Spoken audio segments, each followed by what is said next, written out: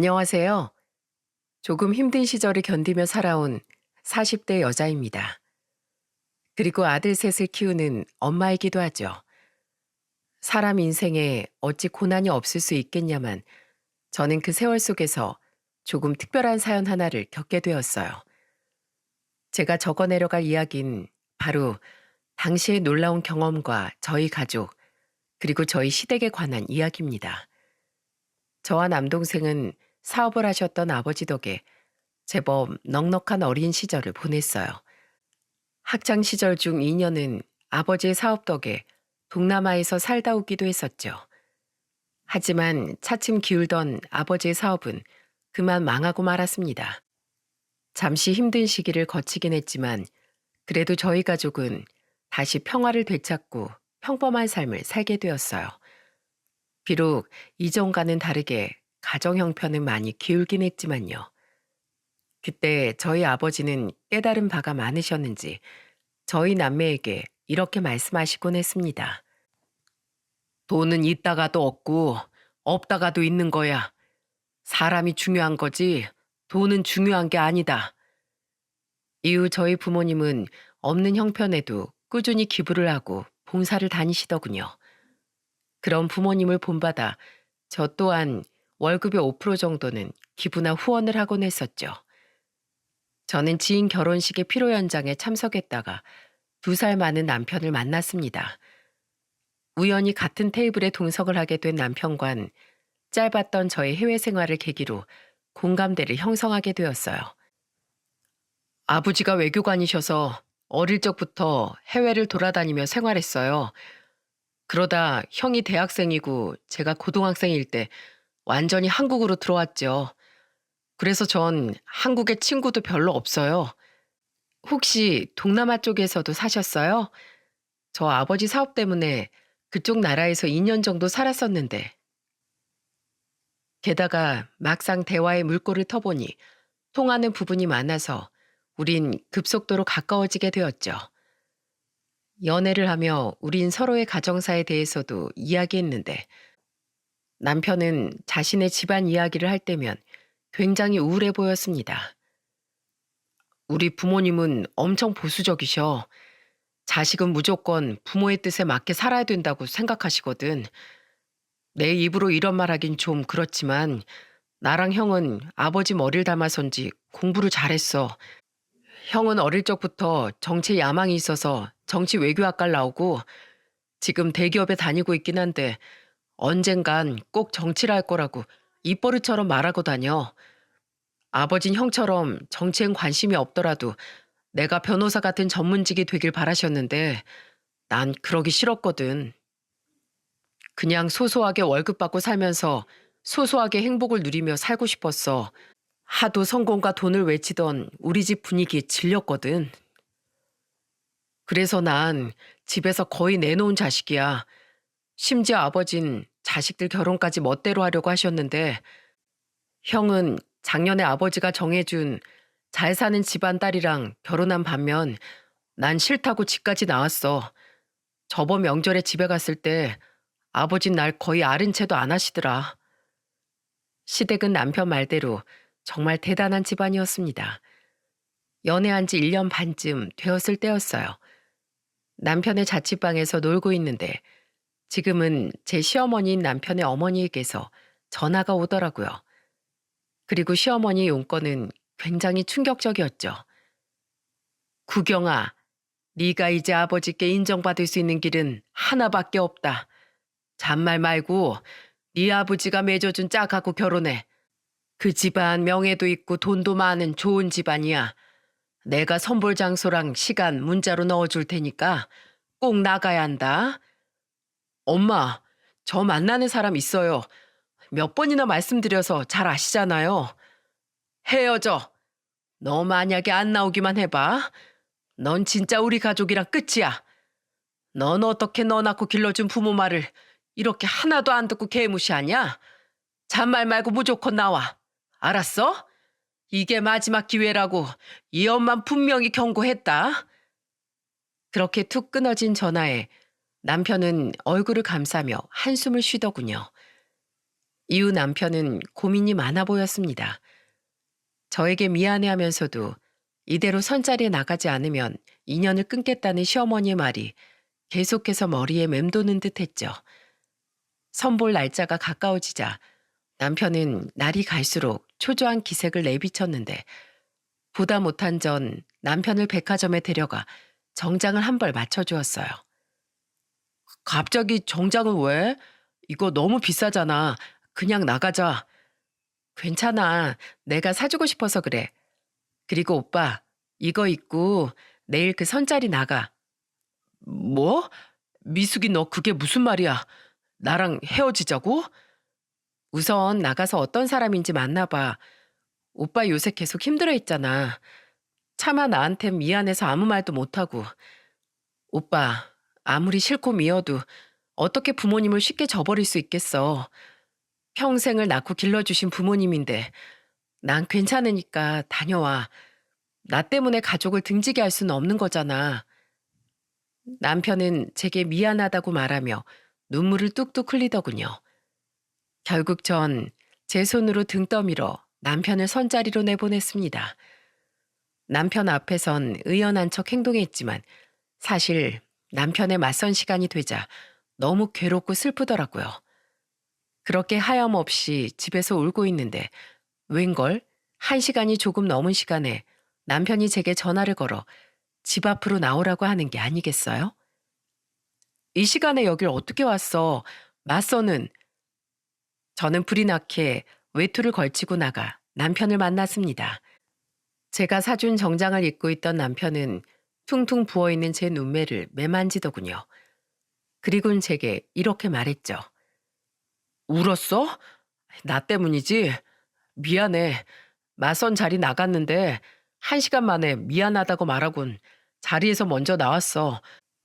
분명 이분 그 여자랑 대화를 하고 있는데 자꾸 미숙이 네 생각만 나더라고. 미숙아, 너는 꽉 막힌 내 인생에 찾아와준 유일한 숨구멍이야. 이렇게 울 거면서 날 위해 내게 이 비싼 정장을 입히고 날 보내준 널 난 도저히 놓을 수가 없어. 미숙아, 아직 반지도 없고 멋진 프로포즈 장소도 아니지만 너만 괜찮다면 나랑 결혼해 줄래? 남편의 말에 저는 다시금 왈칵 눈물이 터지고 말았어요. 그렇게 우린 결혼을 약속했고 시댁은 완전히 발칵 뒤집어지고 말았죠. 제가 결혼 허락을 받으러 시댁에 갔던 날 저는 말 그대로 소박을 맞고 남편과 함께 쫓겨났습니다. 결혼? 이 썩을 자식이 지금 내 앞에서 결혼이라는 말이 나와? 시아버지는 눈앞에 있는 절 본 척도 하지 않으며 남편에게만 호통을 치시더군요.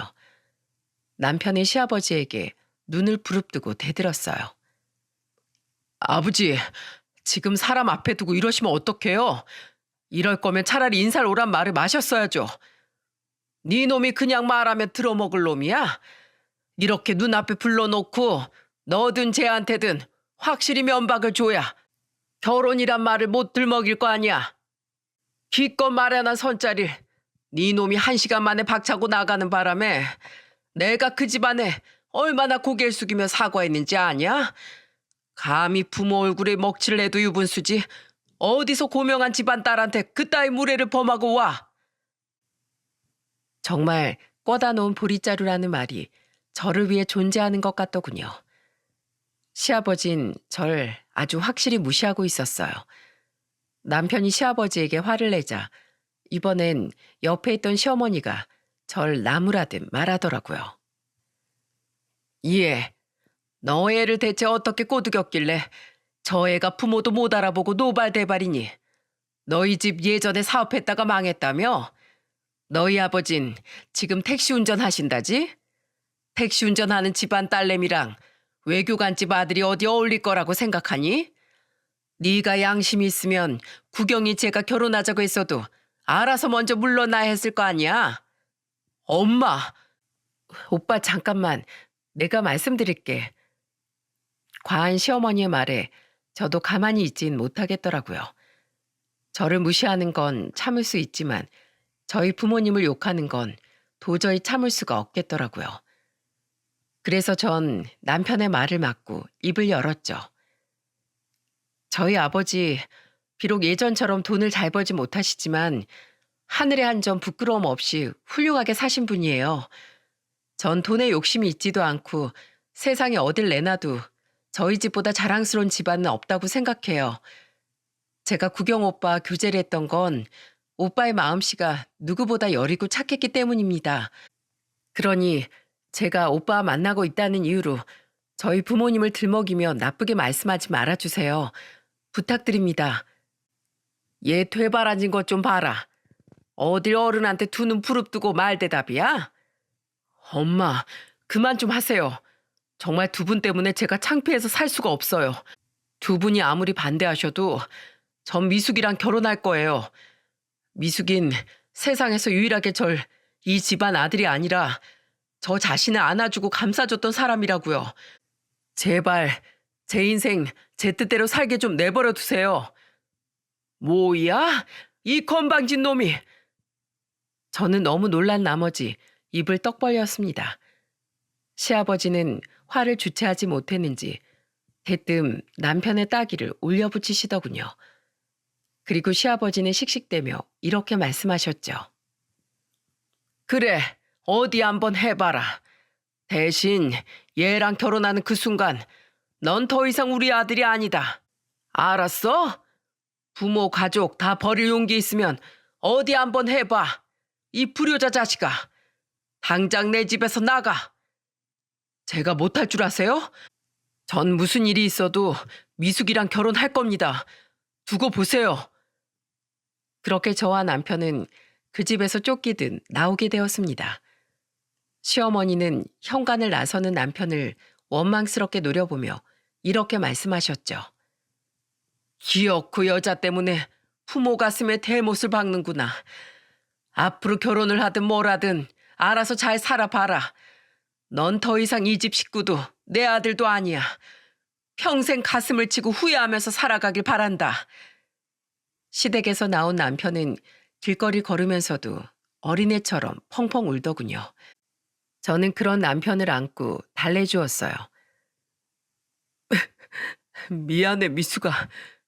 나 때문에 우리 집에서 그런 일을 겪게 해서. 우리 부모님은 대체 왜 그러시는 걸까? 그냥 좀 자식의 행복을 빌어주시면 안 되는 거야? 울지 마. 오빠 부모님도 오빠가 다 잘 되길 바래서 자신들의 방법대로 오빠를 위하려고 하셨던 걸 거야. 그리고 오빠, 다시 한번 잘 생각해봐. 정말 이대로 가족과 인연을 끊을 거야? 그것도 나 때문에? 그러지 마. 아무리 그래도 부모님이잖아. 저는 걱정스러운 마음에 남편을 설득했습니다. 하지만 남편은 저 없인 살 수 없다며 완강하게 자신의 뜻을 꺾지 않더라고요. 그렇게 우린 무거운 마음을 안고 제 나이 31에 결혼을 하게 되었어요.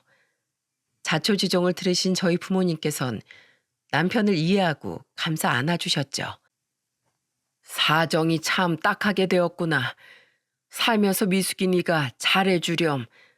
평생 함께 살아온 가족들을 모두 포기하고 너 하나를 선택한 사람 아니니. 그리고 구경군 부족하겠지만 처가 식구 또한 가족이니 우리 앞으로 좋은 가족 사이가 되어 봄세. 남편은 아버지의 말씀에 눈가를 붉히더군요. 이후 우리는 혼인신고만 하고 결혼식은 올리지 않은 채 살아갔습니다. 그런 날이 올진 모르겠지만 언젠가 시부모님이 우리를 인정해 주시는 날, 바로 그날 결혼식을 올리자고 제가 먼저 남편에게 제안을 해서 말이죠. 저희 집도 지원을 해주실 형편은 못 되어 우리는 서로 모은 돈을 합쳐 낡은 빌라 1층에 살기 시작했습니다. 지방이면 그나마 덜했겠지만 직장 때문에 서울에 집을 구하다 보니 아무래도 집값이 너무 비쌌거든요. 남편은 시어머니께 결혼했다, 신혼집은 어디에 얻었다, 언제라도 좋으니 꼭 우리를 인정해 달라며 문자를 남겼지만 아무리 시간이 흘러도 답장은 오지 않았어요. 그리고 1년 뒤 첫 아들을 낳았을 때쯤 남편은 시부모님의 연락을 기다리길 포기하고 말았죠. 내색하지 않으려 애썼지만 남편은 시댁 가족을 그리워했습니다.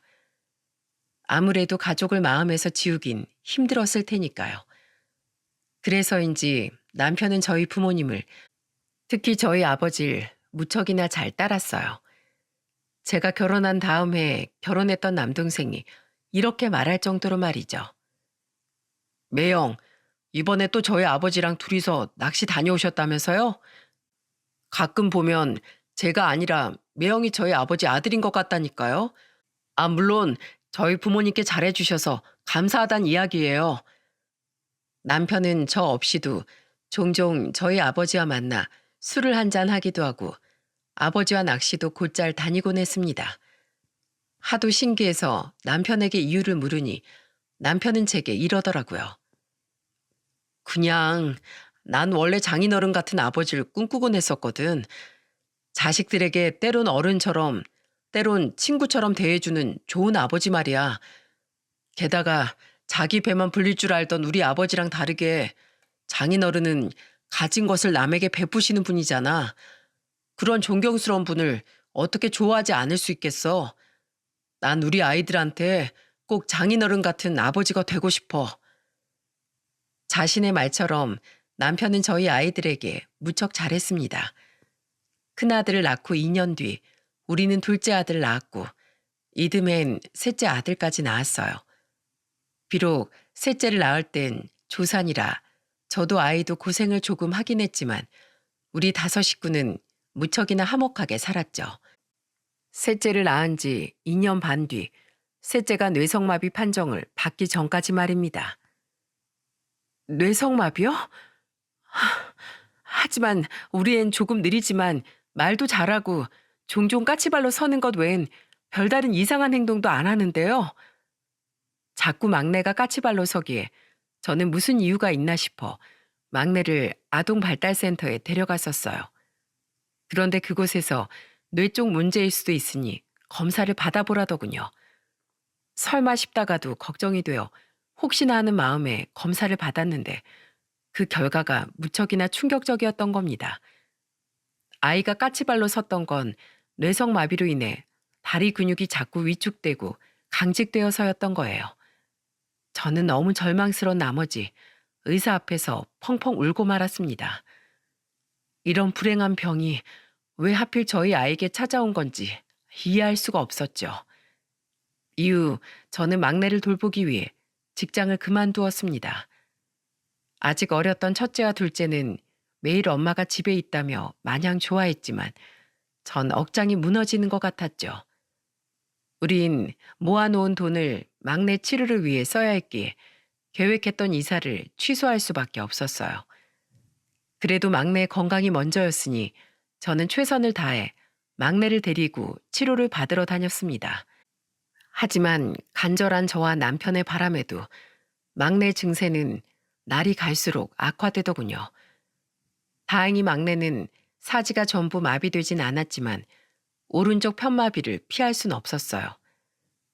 게다가 아들은 약간의 언어 장애까지 생기게 되었죠. 저와 남편은 그런 막내를 보며 수많은 나날을 눈물로 지새워야 했습니다. 그럼에도 불구하고 우린 아이들에게 최대한 밝은 모습을 보이려고 노력했어요.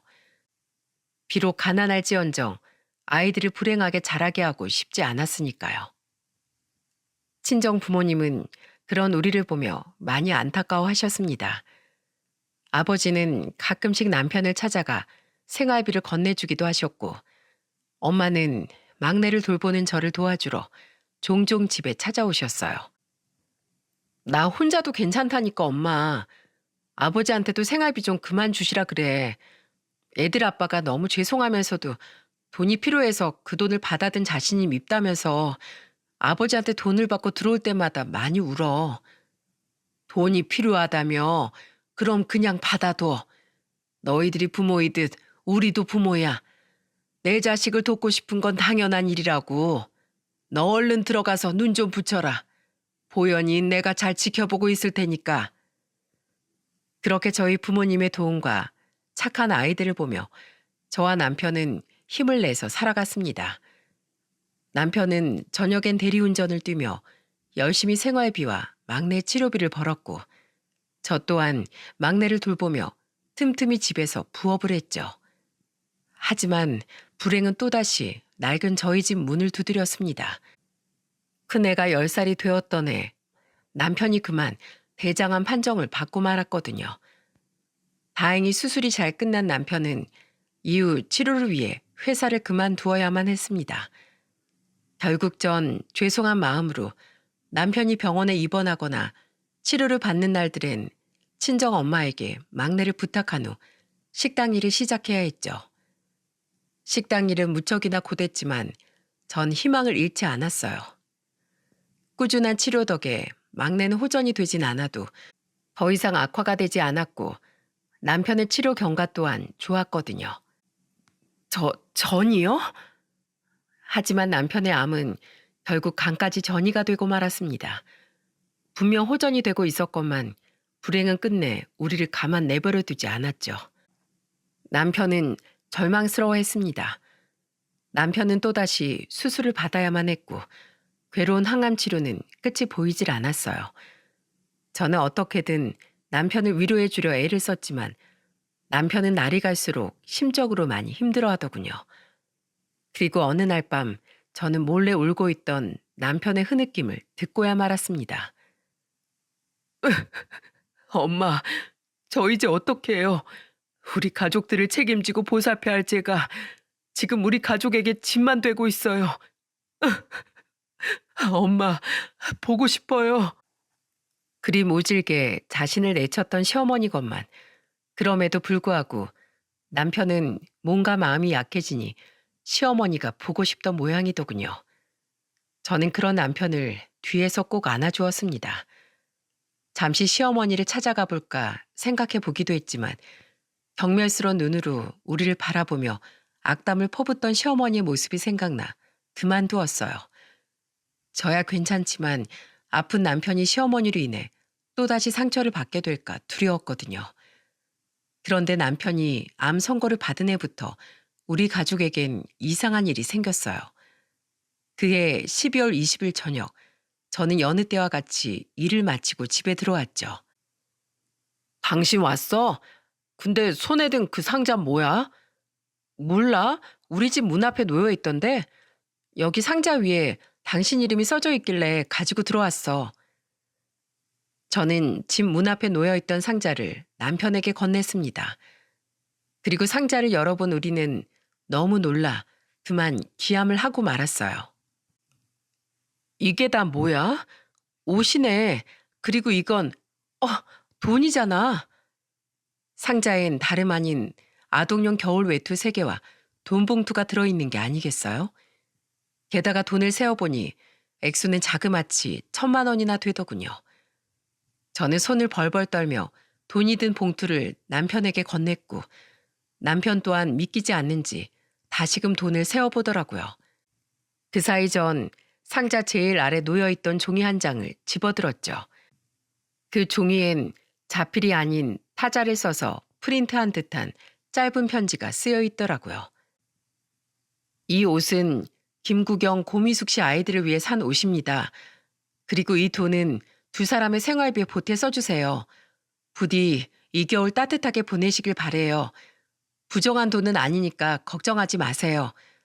2분께 신세를 졌던 한 사람의 작은 마음이니 부디 경찰서에 신고하거나 제 마음을 거절치 말아주셨으면 좋겠습니다.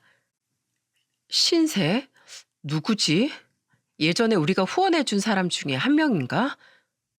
글쎄, 보낸 사람 이름이 안 적혀 있으니 통 알 수가 없네. 그나저나 누군지 몰라도 마음은 너무 감사하지만 이 돈은 어떡하지? 저와 남편은 돈을 내려다보며 한참을 고민했습니다. 그런 어른들의 마음은 모른 채 아이들은 옆에서 새 외투를 입어보곤 신이 나 있었죠. 다리를 절뚝이며 다가온 막내까지 말이에요. 그리고 남편은 오랜만에 새 옷을 입고 신난 아이들을 보며 슬픈 표정으로 이렇게 말하더군요. 여보, 우리가 내가 암 걸리기 전까진 남들한테 후원하면서 착하게 살았잖아. 그중 누군가 우리에게 이렇게 보답을 하고 싶어 했던 것 아닐까? 그러니 여보, 우리 이 돈 감사하게 받자. 그리고 언젠간 우리도 또다시 누군가에게 우리가 받았던 것들을 되돌려 주면서 살자. 저는 겨울임에도 냉기가 흐르던 집과 신난 아이들을 보며 남편에게 쓰게 웃어 보였습니다. 그렇게 우리는 감사한 마음으로 누군지 모를 이에 도움을 받게 되었죠. 그런데 그 이듬해 같은 날짜에 또다시 그 상자가 저희 집 앞에 놓여 있더군요. 똑같이 1,000만 원과 함께 이번엔 아이들의 새 책가방들이 담겨 있더라고요. 정말 누구지? 누구기에 우리를 자꾸 도와주는 거지? 당시엔 남편 암의 간 전입 판정을 받은 지 얼마 안 되었던 터라 우리에겐 마침 큰돈이 필요하던 참이었습니다. 남편의 수술을 위해서 말이죠. 때맞춰 생긴 거금에 우린 잠시 망설였지만 우선 남편을 살려야 했기에 우린 또다시 상자 속 도움을 받게 되었어요. 그리고 또 1년 뒤 12월 20일이 다가오니 궁금해지더군요. 이번에도 그 상자가 또다시 우리 집 문 앞에 놓일지, 그렇다면 대체 우리를 도와준 이 귀인이 누구인지 말입니다. 게다가 계속해서 그 큰돈을 받기에 찝찝하기도 했기에 12월 20일 저녁 미리 휴무를 냈던 전 집 옆에 계단에 숨어 잠복을 했죠. 아니나 다를까 올해에도 누군가 상자를 들고 빌라 입구로 들어오더군요. 상자 위에 쓰여 있던 이름은 분명히 제 남편의 이름이었습니다. 체격이 작은 그 사람은 짧은 단발머리를 보아하니 여자인 듯 했는데 제가 계단 위에 있던지라 얼굴을 알아볼 수가 없었어요. 그래서 전 그 사람이 상자를 저희 집 앞에 내려놓자마자 불이 나게 뛰어내려와 그 사람을 붙잡았죠. 저기요, 잠시만요. 저 이 집에 사는 고미숙이란 사람이에요. 대체 누구신데 3년째 저희를 도와주시는 거예요? 그런데 이상하게도 그 사람은 자꾸만 고개를 돌려 제 얼굴을 보려고 하질 않더군요. 마치 어떻게 해서든 저를 피하려는 눈치였죠. 저는 그 사람을 놓지 않고 계속해서 체근했고 끝내는 그 사람의 얼굴을 확인할 수 있었습니다. 그리고 그 사람의 정체는 저를 기절초풍하게 만들었어요. 저기요, 제가 감사를 드리고 싶어서 그래요. 대체 누구신데? 어머니? 놀랍게도 그 사람은 바로 12년간 연락을 끊고 살았던 남편의 어머니, 바로 제 시어머니더라고요.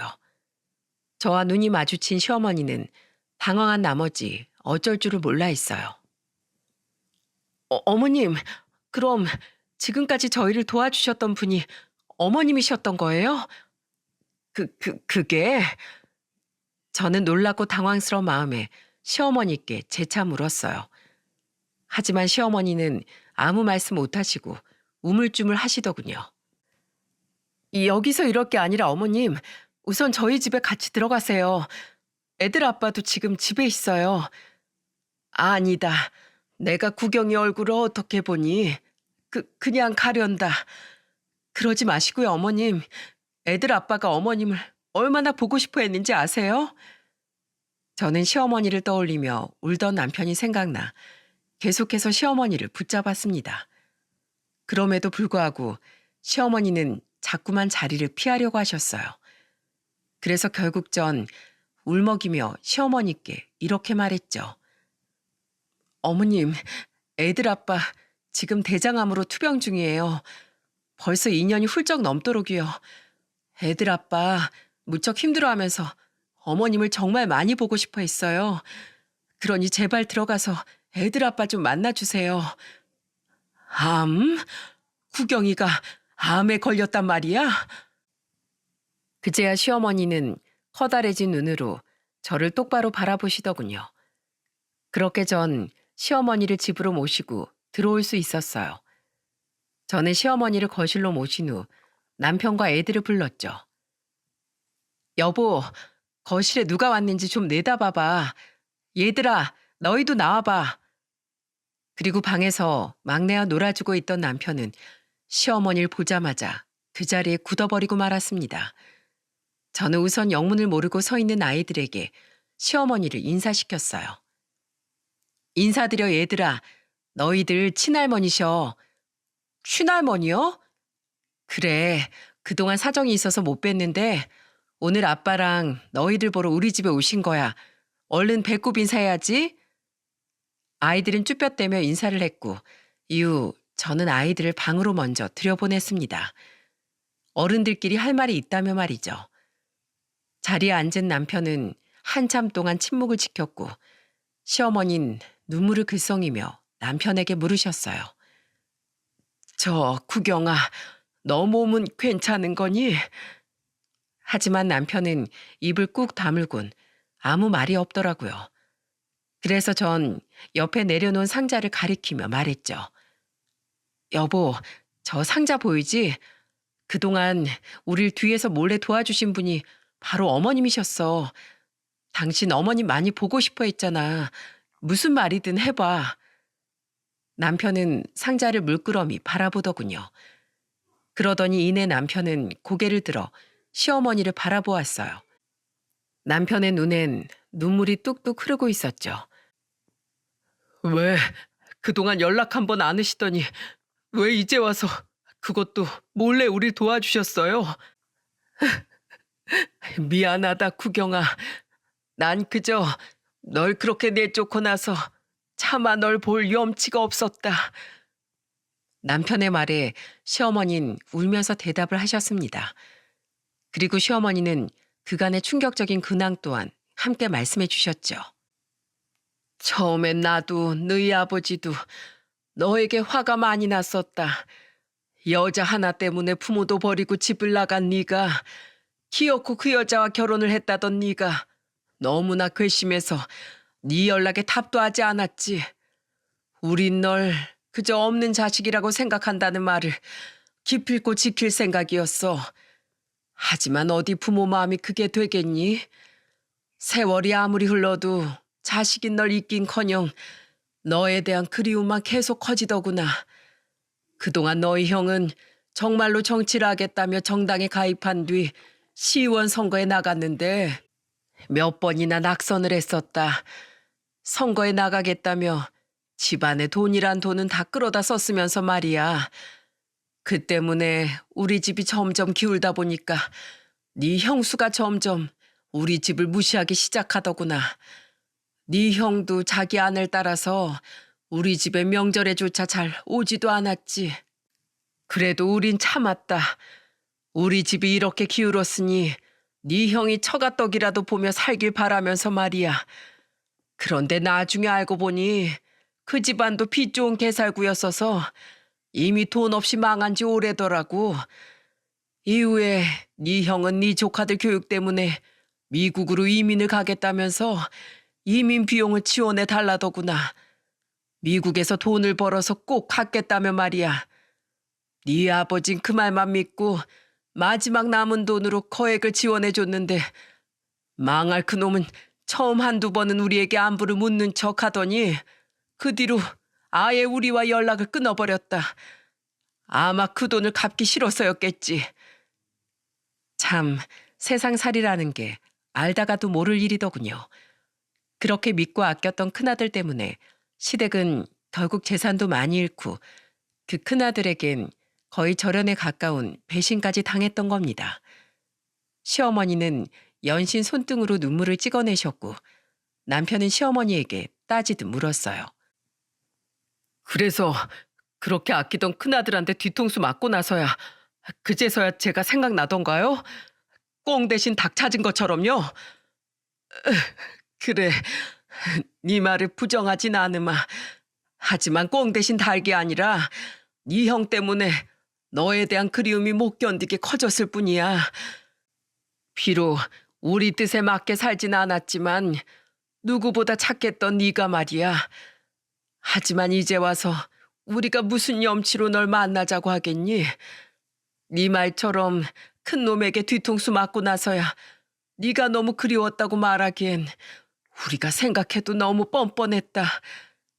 그래도 네가 너무 보고 싶어서 네가 일전에 알려준 이 주소로 한번 찾아와 봤는데 너희가 아직 이 집에 살고 있더구나.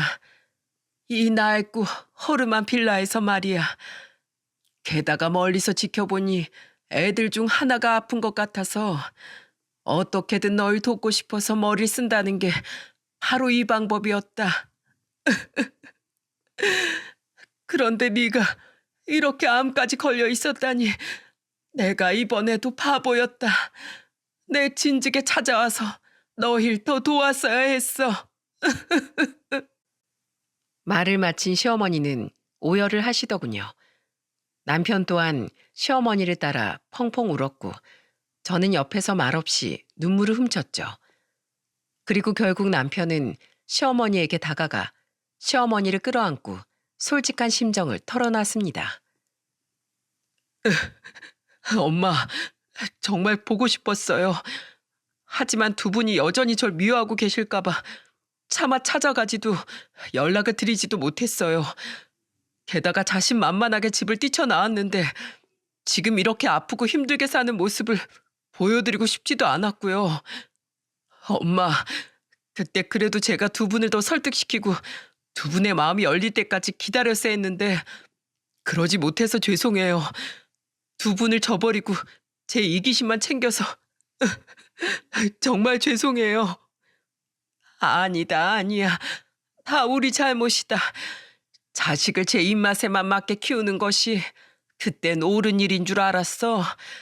하지만 네 형을 보고 우리 생각이 한참 잘못됐다는 걸 깨달았다.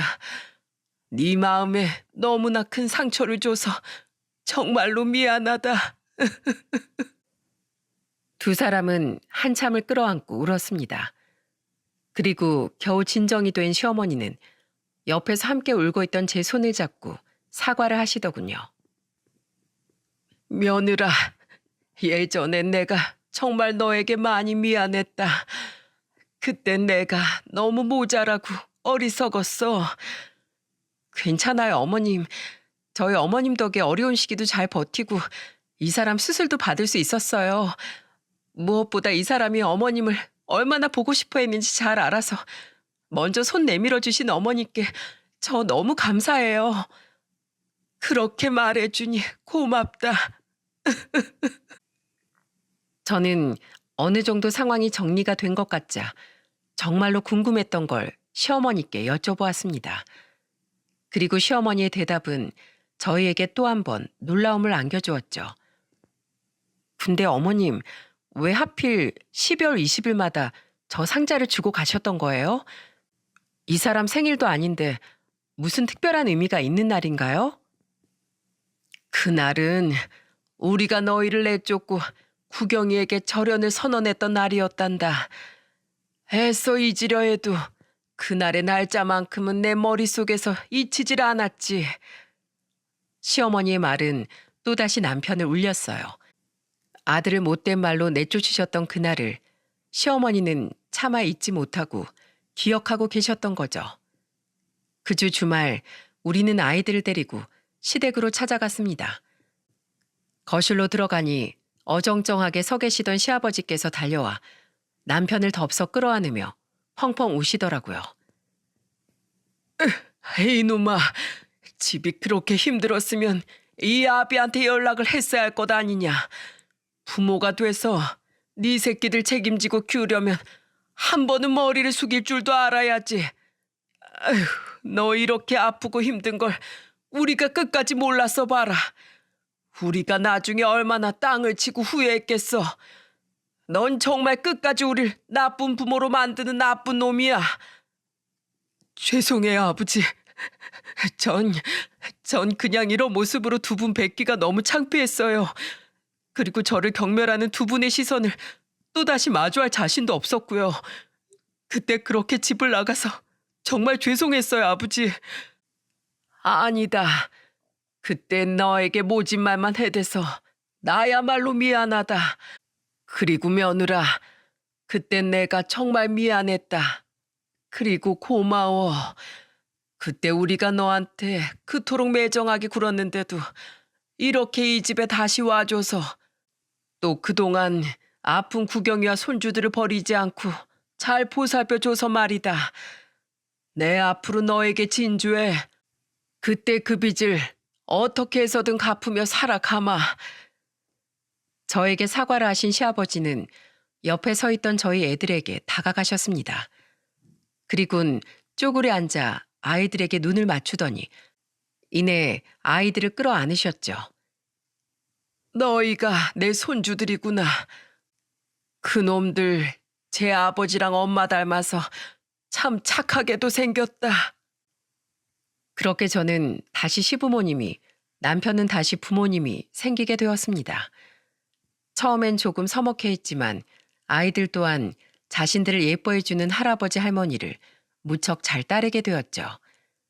게다가 아이들은 저희 집과 다르게 크고 으리으리하던 시댁에 놀러가는 일을 굉장히 좋아했는데 다시 왕래를 시작한 지 3개월이 지났던 어느 날 시어머니께선 우리에게 이런 제안을 하시더군요. 어머마, 애들도 이렇게 좋아하는데 너희 그냥 이 집에 들어와 사는 건 어떠니? 네? 이 집으로요? 그래, 너희만 괜찮다면 말이다. 너희들 지금 사는 집 보일러도 잘 안 되고 우풍도 심하잖아.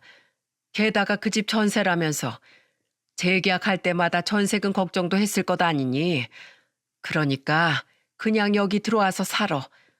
보다시피 집에 방은 많으니까 말이야. 우리는 시부모님의 제안으로 감사하게도 그 집에 들어가 살게 되었어요. 시부모님은 아픈 막내 옆엔 아무래도 엄마가 붙어 있는 게 낫겠다며 저를 최근에 제 직장을 그만두게 하셨죠. 생활비 걱정은 마라. 우리가 큰 놈 때문에 재산을 많이 날려먹긴 했어도 너희들 먹여 살릴 재력 정도야 충분히 남았어. 나 능력 있는 시아버지다. 참으로 감사한 일이 아닐 수 없었습니다. 안 그래도 또래보다 발달도 느리고 몸도 불편했던 막내를 저희 엄마나 시어머니께 맡기긴 너무 죄송했거든요. 게다가 시아버진 어느 날 저를 불러 이렇게 말씀하시더군요. 내가 인맥을 써서 좋은 의사를 통해 좀 알아봤다. 보현이 정도의 경증 뇌성마비 환자면 수술을 고려해봐도 괜찮겠다는구나. 완벽하게는 아니더라도 보현이 팔과 다리를 조금이나마 정상에 가깝게 만드는 데는 도움이 될 거래. 우선 검사를 받아봐야겠지만 말이다. 너무 놀라운 이야기였습니다. 저도 수술을 고려하지 않은 건 아니었지만 집에 돈이 없어 차마 수술은 시도할 생각도 못했거든요. 그렇게 막내는 수술대 위에 오르게 되었고 꾸준한 재활을 병행해야 했지만 2년이 흐른 지금 막내는 이전보다 훨씬 자연스러운 보행을 할 수 있게 되었어요. 전부 다 시아버지 덕분이었죠.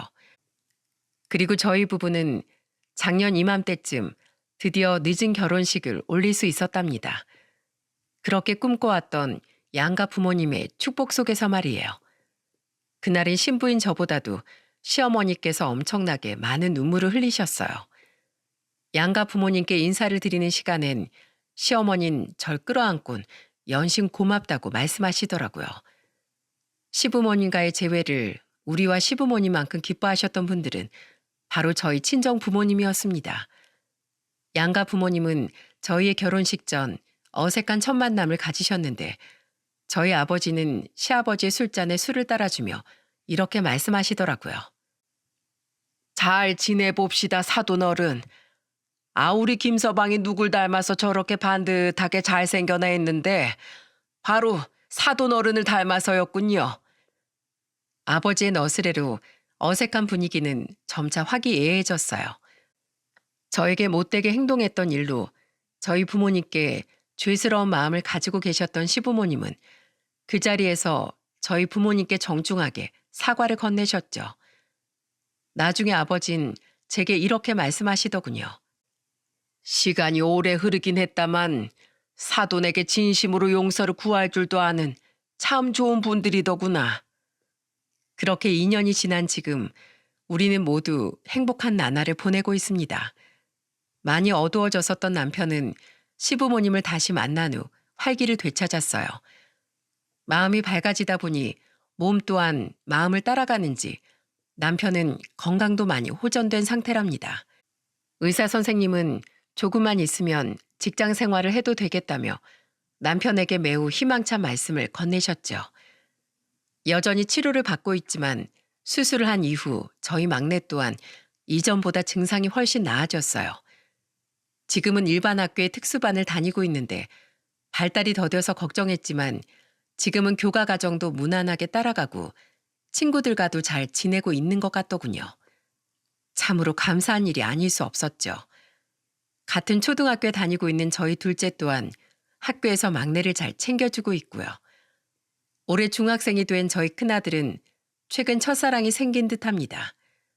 요즘 애들답지 않게 몰래 손편지를 쓰다가 그만 아들 방을 기웃거리던 시아버지께 걸리고 말았죠. 큰아들이 제발 비밀로 해달라고 사정사정을 했던 모양인데 할아버지 된 입장에선 그 모습이 얼마나 귀여우셨겠어요. 얼마 전 저희 부모님이 저희 집에 놀러 오셨을 때 시아버지께선 저희 부모님에게 껄껄 웃으며 그 이야기를 꺼내시더군요. 첫 만남 이후 급속도로 가까워진 양가 부모님들은 이후 서로의 집을 오가며 만남을 이어오곤 하셨거든요. 가끔은 남편과 제 남동생까지 껴서 남자 셋이 낚시를 다녀오기도 하고요. 하도 양가 부모님들이 자주 만나시다 보니 제 남동생까지 시부모님과 인연을 맺게 되었죠. 허허, 첫사랑이라니 참 애틋한 말입니다. 그래서 사랑에 대해 손주한테 조언 같은 것 좀 해주셨어요, 사돈? 그럼요. 인생 선배로서 해줬지요. 이성을 볼 땐 겉모습이 아니라 내면을 보라고요. 어허, 집안이 별로라면서 우리 딸을 반대했던 분치곤 아주 낭만적인 말씀을 하셨습니다. 예, 부디 넌 이 할애비처럼 못난 어른이 되지 말라고도 말해줬습니다. 아버지와 시아버지의 말에 엄마와 시어머니는 웃음을 터뜨리셨어요. 낮에 놀러 오셔서 집에 애들이 없었기에 망정이지 큰애가 들었으면 평생 할아버지를 원망할 만한 내용에 저와 남편은 고개를 절레절레 저었죠. 이렇듯 양가 부모님들은 예전 일을 웃으며 농담처럼 주고받으실 정도로 친해지셨습니다. 그 모습을 보면 참 사람 일이 알다가도 모를 일이라는 생각이 들지요. 남편은 내년쯤엔 다시 일을 하고 싶다고 합니다. 시아버지께서 일자리를 알아봐 주시겠다고 하셨지만 남편은 시아버지의 제안을 거절했어요. 아버지, 저 이래봬도 대학도 잘 나오고 능력도 좋거든요. 저 아직 오라는 곳 많습니다. 남편은 정말로 최근에 몇몇 지인들에게 연락을 받았답니다. 평소 주위 사람들에게 잘했던 남편의 행동이 여실히 드러나는 순간이었죠. 그래서 남편은 지금 어느 곳으로 재취업을 해야 할지 행복한 고민 중이랍니다. 시숙은 아직까지 시부모님께 아무런 연락이 없습니다. 시부모님은 시숙을 그냥 없는 자식이라고 생각하고 계신 것 같아요. 두 분께 시숙의 이야기를 꺼내면 상처가 될까봐 먼저 여쭤보진 않았지만은요. 그래서 저와 남편은 시숙의 빈자리를 채워드리고자 더더욱 두 분께 잘해드리려고 노력하고 있죠. 저는 앞으로도 우리 막내와 아이들을 잘 돌보며 좋은 부모가 되기 위해 노력하며 살아갈 겁니다. 그리고 두 부모님께 좋은 자식 또한 될 수 있도록 최선을 다할 거예요. 우리 부부는 남편이 취직을 하면 다시 소액이라도 기부와 후원을 하며 살아갈 생각입니다. 어려운 시절 우리를 살린 시어머니의 도움처럼 남들에게 한 줄기 빛과 희망이 되어주고 싶어서 말이죠. 저는 양가 부모님의 모임날 이벤트처럼 틀어드리고 싶어서 이곳에 사연을 신청하게 되었습니다. 이 사연을 모두 함께 듣게 된다면 어른들은 불쾌하긴커녕 굉장히 재미있어 하실 거예요. 과거를 정면으로 마주하고 받아들여 이젠 안주거리로 말씀하곤 하는 멋지고 유쾌한 분들이시니까요. 그땐 그랬지, 사돈 참 못났었소 하면서 농담을 주고받으실 어른들의 모습을 생각하니 벌써부터 신이 나네요. 여러분, 저희 부부와 시부모님처럼 여러분 중에도 가족이나 친구와의 관계가 어긋난 분들이 있으실 겁니다. 하지만 또한 우리처럼 여러분 혹은 상대방이 후회하고 잘못을 뉘우칠 날이 올지도 몰라요. 그러니 여러분들도 조금만 마음을 열고 상대방이 사과를 전할 수 있는 여지를 조금 열어두면 어떨까요? 혹시 저희와 시부모님처럼 눈물의 화해를 할 수 있을지도 모르니까요. 그럼 이 글을 들어주신 모든 분들에게도 저희처럼 기적과 같은 미래가 존재하길 바라며 이만 글을 마치겠습니다. 감사합니다.